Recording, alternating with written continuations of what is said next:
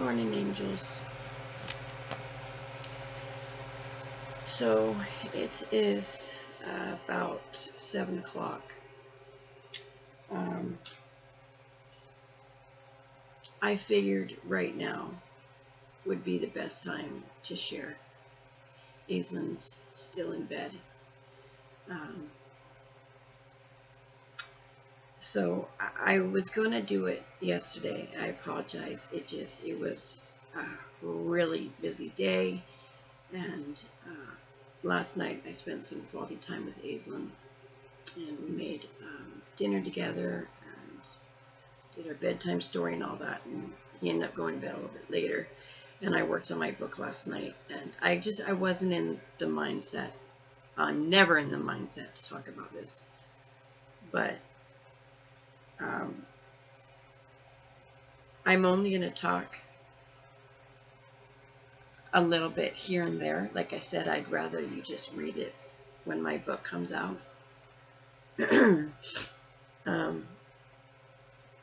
It's a lot different writing your life down in a book than it is for you to actually have the words come out of your mouth and talk to a laptop. By the way, I apologize for, I know my camera is a really shitty one, but unfortunately this is all I have until I can afford something better. So hopefully, it's not important what I look like. Trust me, you don't want to know what I really look like anyways. What's important is what I have to say. So,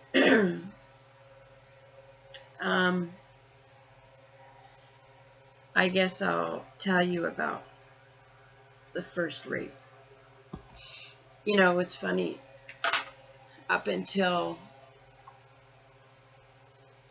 I would say, not even 6 months to a year ago, I was never, ever to say that word. I always said the R word. I couldn't handle even saying that word. It's still hard for me to say it. And I guess when I first started saying it was because, you know, we know what we go through. We know what people do to us and how they hurt us. But when you put a word to it, that word just seems so much nastier. Like, you know, people talk about being sexually abused, and, you know, a lot of people ask what's the difference between sexually abused and being molested and being raped. I always thought being raped was sexual intercourse, forcibly. I didn't know until I was educated in the last several months that rape is any kind of penetration, whether it's your finger, the guy's dick, or they make you shove something in your mouth or any other holes. That's all rape. I thought I was just molested as a child, which I was, but I didn't know that that was rape. And to me, that made it 1,000 times harder.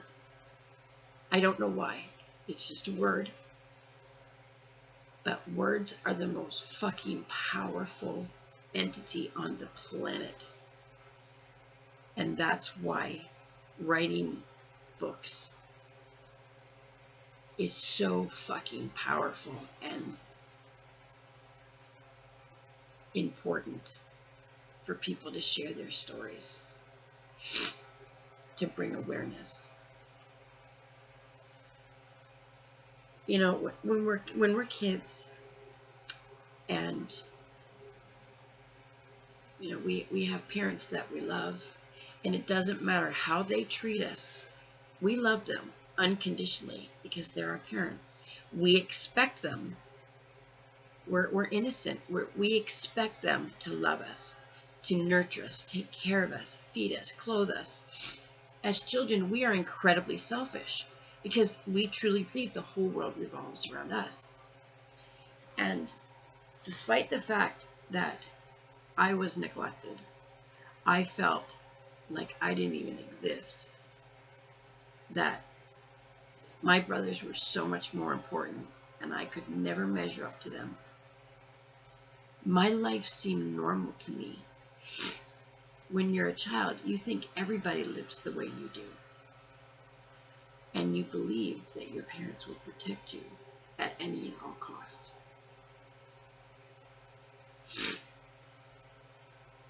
Like I said in my book, I don't have a memory of a lot of things. I have bits and pieces of pictures. The acts, every act itself that I remember as if it happened yesterday. It's the time around it, like what happened before, what happened after. Those are the pictures that I have that has been the hardest about writing my book, is putting those pictures together on a timeline. And I wrote that I didn't think that was as important as what happened. So this night, I don't remember where my mother was going. I do know that she was going out. And it wasn't like to work or anything. She wanted a night out. We had a next door neighbor who was an older man. And I guess my mother knew that his nephew had been in town. He was older. I always thought that he was a teenager. I don't know why, but come to find out from one of my brothers, he was in his 20s, early 20s, which to me that was harder, because a teenager, we do stupid shit. A grown man knows better. So why my mother would have a stranger babysit me, I don't know, but I have made myself believe that back then the world was a lot more trusting. So, took me upstairs, took me into the bathroom, and undressed me, put me in the bathtub, played with me, just normal play. When I was finished, I stood up and dried me off, and he laid the towel on the floor, told me to lay down. So I listened, and that's when he had oral sex on me.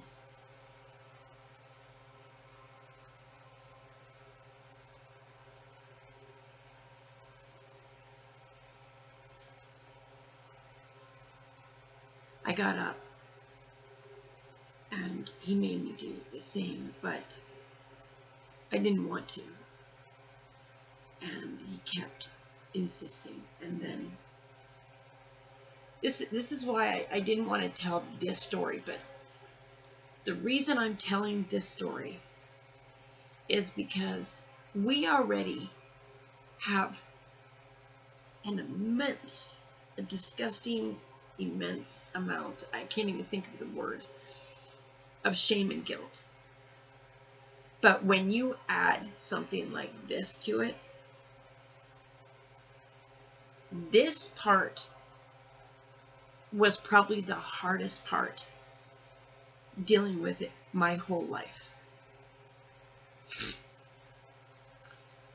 He had offered me $5. Now, I'd like to think to a child, that's a lot of money. I have to think that.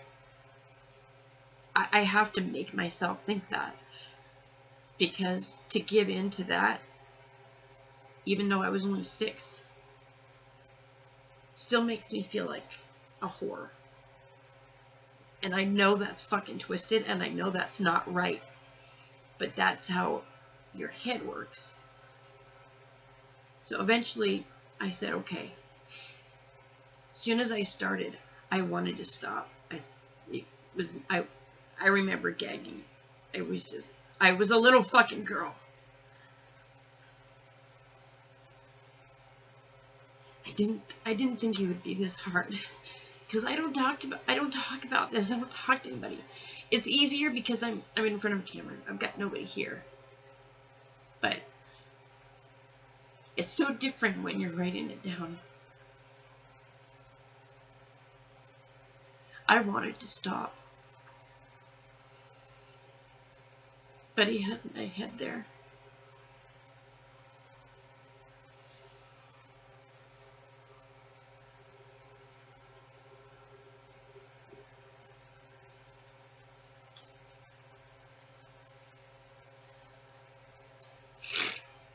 When it was done, I didn't know how I felt. I remember being in shock. I remember wanting to throw up because I still had his cum in my mouth. And I was so afraid to spit it out, and I could feel myself gagging, and it was like, he took me to my room, and I immediately jumped up on the top bunk, and I waited for him to leave so I could spit it out. I don't even know how I held it in my mouth that long.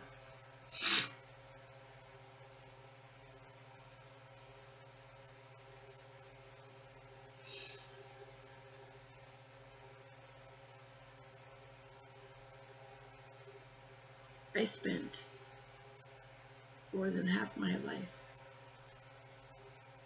crying every fucking day to anybody who would listen. I became obsessed with boys. I became obsessive in relationships. Jealous. I would talk like a baby. I was a 6-year-old little girl for more than half my life. Literally, that's how I acted. I had so many boyfriends, and when I say boyfriends, sex partners, because nobody ever wanted me as a girlfriend, ever. It wasn't until I was an adult that I started having boyfriends, because no one ever wanted to be with me.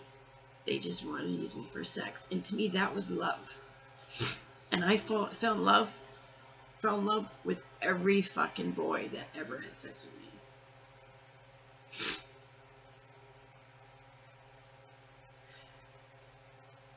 But now, with what I endured later in life, especially when I lived in London, Ontario, and I was sex trafficked, it's not very often that I cry. And when I do, it's like this, alone. I think my son is 7 years old. He'll be 8 in July. And he's seen me cry twice. And let me tell you, that was heartbreaking because he could not handle it. And I know that is so unhealthy for my son to feel that way. Because he does cry and he does show emotion, and I thank God for that. But he's like me, he keeps a lot inside, and I hate that I've taught him that.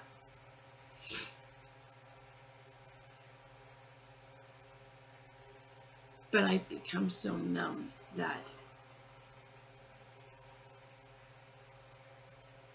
I try not to show a whole lot of emotion. It's safer that way. I waited for my mother to get home. I ended up falling asleep and calmed down through the next morning. And this is the part, like I said, the timeline. I don't know if I went outside before I told my mother or after, but I remember sitting on the porch, and I remember it early in the morning and him walking up the sidewalk with his backpack. I don't know if it's because he intended on leaving that morning, if his uncle found out or told him, which I fucking doubt, told him to get out of town. If I had told my mother already and she called the uncle and told him to get out of town, I don't know. But all I can remember is sitting there wondering why I didn't get my $5.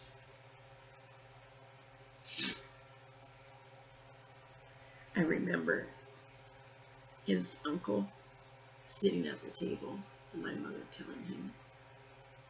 I don't remember the conversation, but I do remember her telling me that she called the police, and after 7 years of due to statute of limitations, they had to stop looking for him. They could never find him. I would think all those things that I remember, I think I would remember talking to police. I don't remember ever seeing a policeman. Joe's uncle, I didn't want to say his name. This doesn't matter now. This was fucking 40 years ago, 39 years ago. Joe's uncle knew where he was. Do not fucking tell me they could not find him. When I was 27 years old, one of my brothers finally told me the truth, that the police were never called.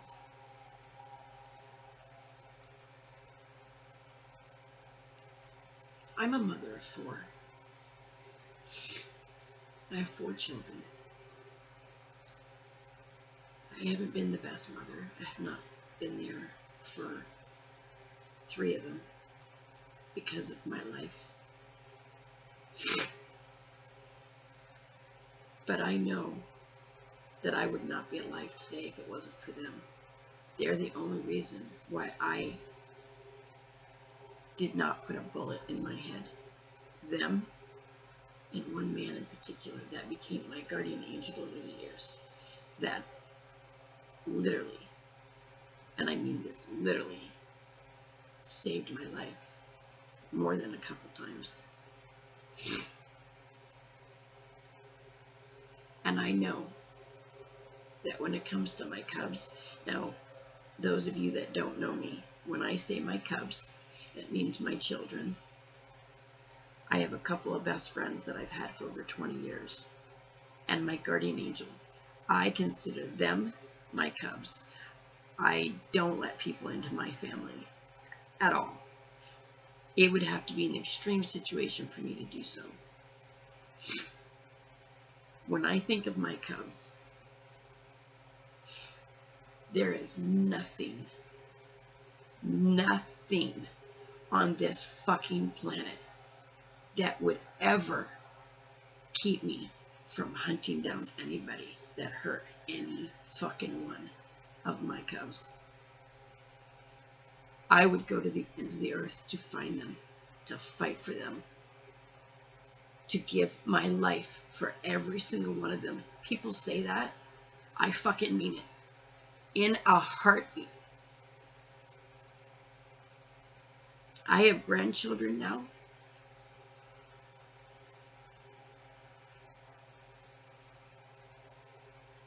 You better go find a quick death.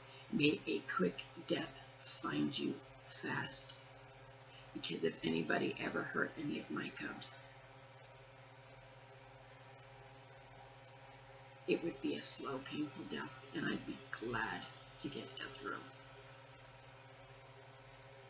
Why wasn't I worth protecting like that?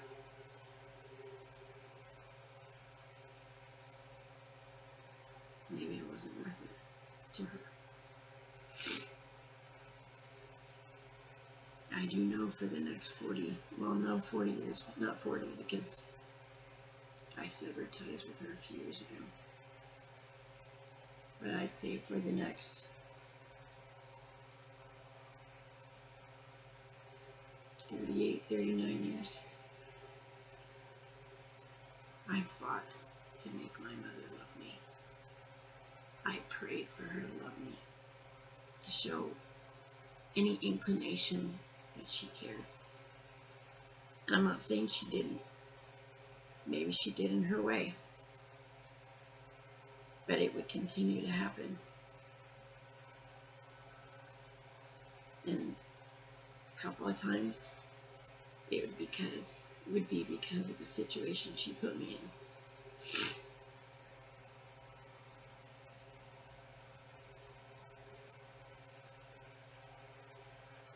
I guess things like this make a person. I was watching TEDx the other day, and there was a woman on there talking about her life of sexual abuse. And she said sexual assault does not have to break you. It could actually be what makes you. I never thought of that. I love that, because maybe that's why this has become my time to write my book, to share my story, to bring awareness. And, you know, people say if I can help just one person, and I'm like, I've never understood that. Why would you even settle? Why would you even bother if all you're helping is one person? And I never got that until just these last few years.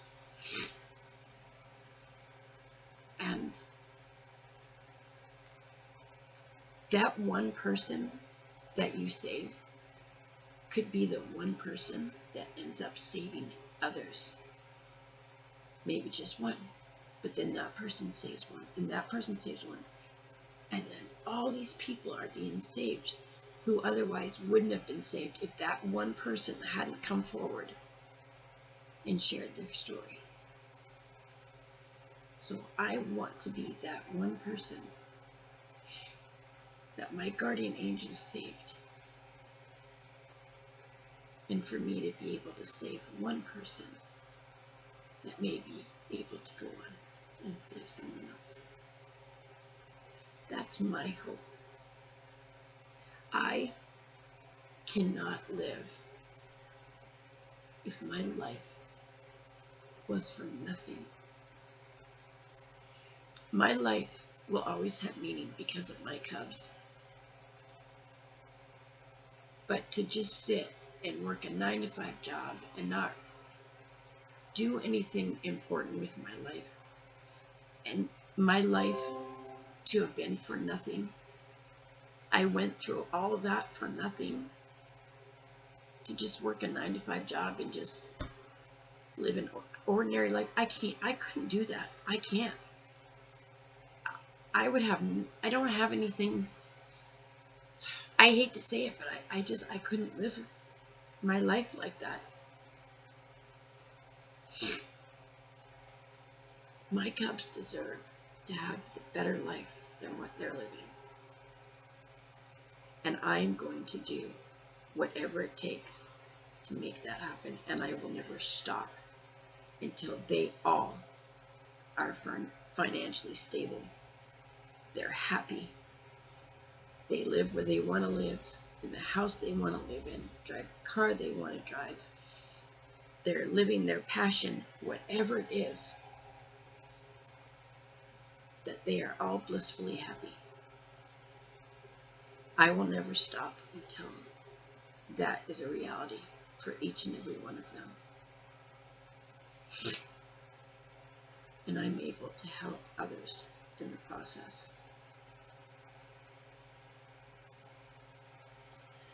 So I think that's enough for one day.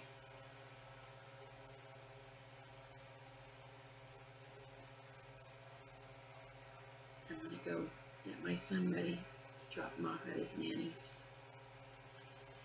so I can try to get this book done.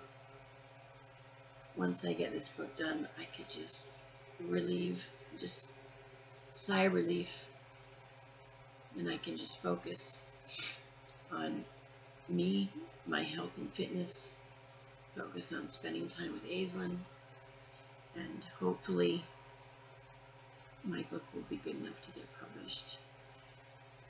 And I'm trying, hopefully this lockdown will come off soon, because there's a couple of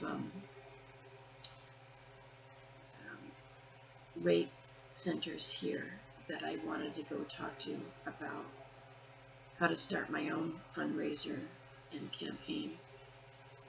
So if my book, whether my book gets published or not,